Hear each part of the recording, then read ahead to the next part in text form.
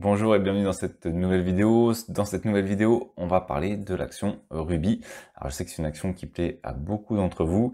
Et aujourd'hui, on va faire un petit point sur l'action, puisque actuellement elle est en train de prendre 6%.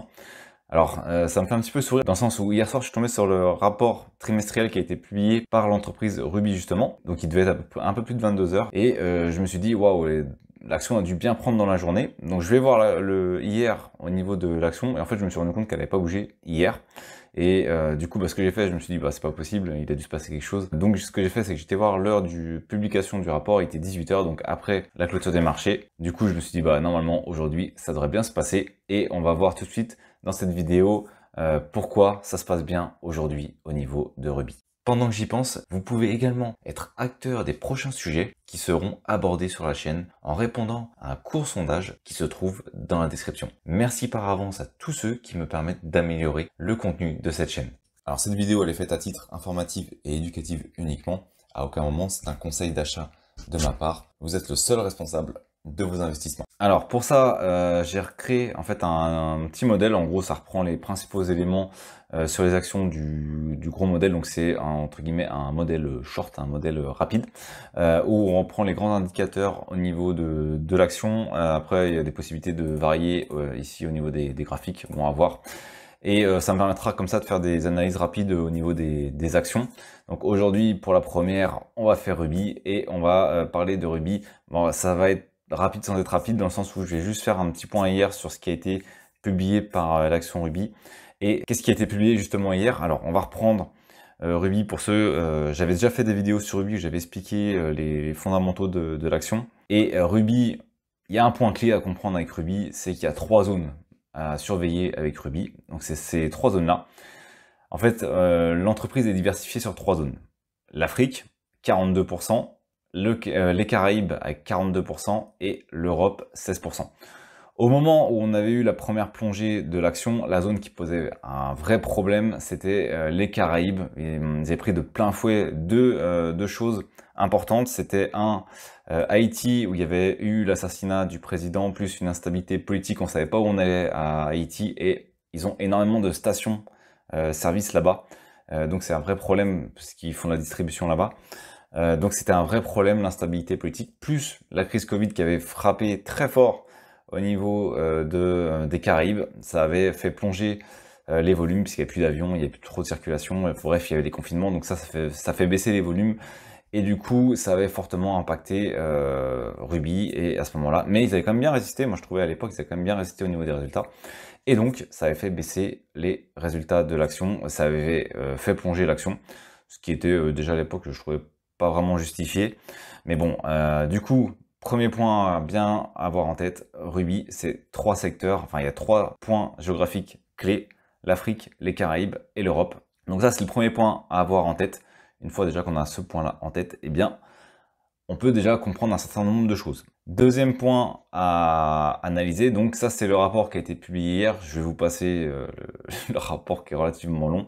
Moi j'ai toujours mes points clés dans le rapport pour aller à l'essentiel entre guillemets. Donc au niveau de ce rapport, ce qui va m'intéresser c'est ici la variation des volumes, donc les volumes qui ont été distribués. À noter que 70%, c'est marqué là d'ailleurs, 70% des résultats de Ruby proviennent de la distribution et le reste c'est au niveau du support et service, 30%. La majorité des résultats proviennent donc des volumes distribués par l'entreprise.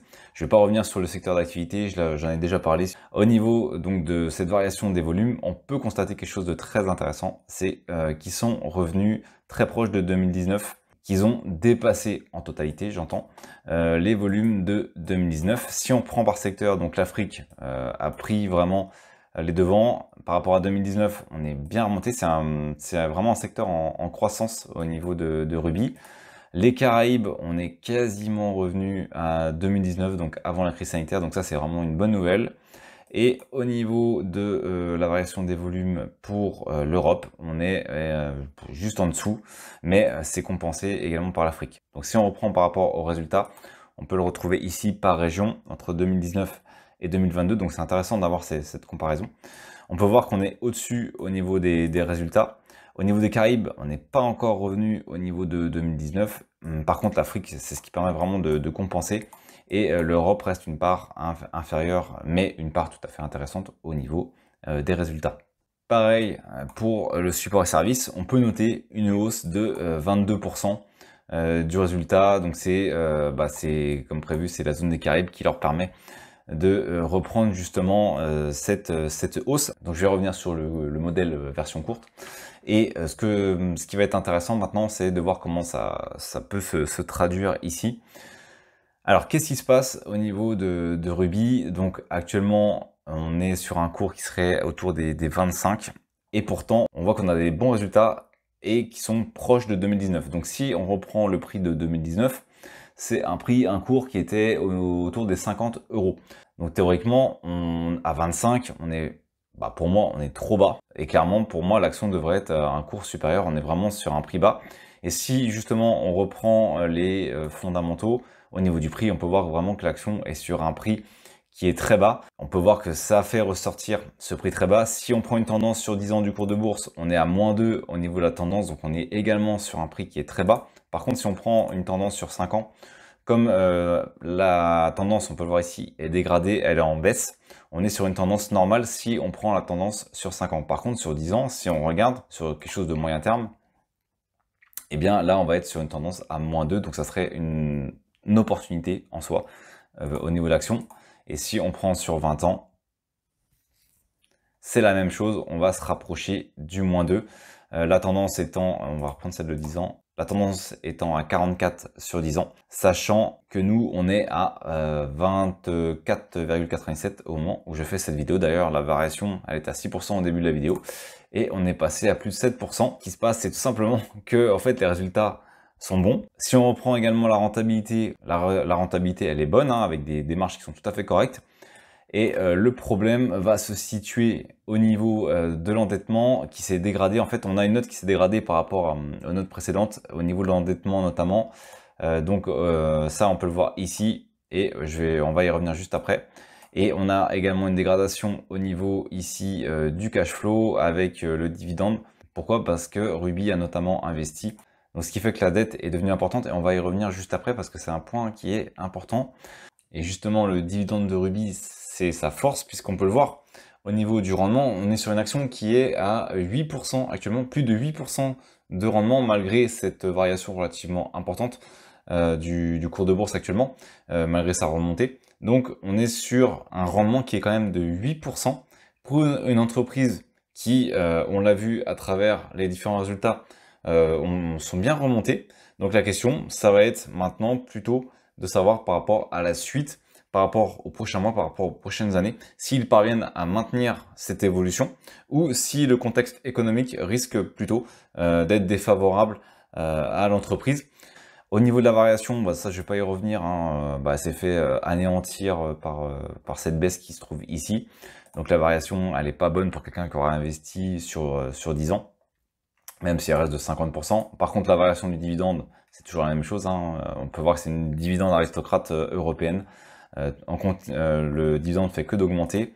Au niveau des informations qui peuvent être intéressantes, on peut voir au niveau du chiffre d'affaires qu'il devrait être relativement stable en 2023-2024 selon les analystes. Donc à voir comment ça se passera, parce que justement maintenant on va arriver sur le futur de l'action. Si on prend les éléments actuels de l'action, eh bien elle est clairement en dessous de ce qu'elle devrait être. Ensuite, ce qui se passe, on peut voir que c'est une entreprise qui s'est endettée. Et qu'est-ce qui s'est passé en fait? Eh bien, elle s'est endettée pour une raison, on va dire, assez noble, entre guillemets, pour les financiers, j'ai l'impression. Ça se passe ici, l'entreprise, ce qui se passe, c'est qu'elle a investi massivement dans les renouvelables, et notamment, elle a fait l'acquisition d'une grosse entreprise, l'entreprise Photosol. Elle a fait l'acquisition en avril 2022. Elle a fait justement un investissement assez important dans le renouvelable. Ils ont investi donc dans Photosol, qui vise comme nouveau levier de croissance. Alors, en tout cas pour ceux qui souhaiteraient avoir un gros rendement actuellement, et ce dernier serait de 8% sur une entreprise qui augmente son dividende année après année. Donc normalement, il y a une certaine sûreté au niveau du dividende, même si on n'est jamais à l'abri de rien.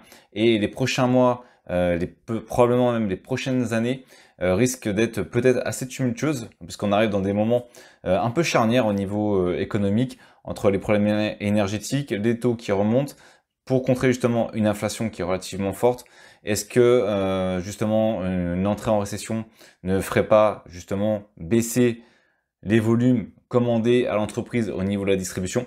Voilà, tout ça ce sont des risques. On est un petit peu dans le flou au niveau du futur, puisque désormais l'entreprise a un endettement, elle s'est endettée pas pour de mauvaises raisons, puisqu'elle s'est endettée pour des bonnes raisons, elle a investi pour justement basculer dans le côté renouvelable, eux qui étaient au contraire auparavant critiqués, ils avaient absolument rien dans le renouvelable, et c'est d'ailleurs un moment ce qui a probablement aussi fait fuir les investisseurs qui préfèrent aller sur la fameuse tendance RSE, ce qui était absolument pas du coup l'entreprise Ruby, elle était vraiment pas dans le domaine.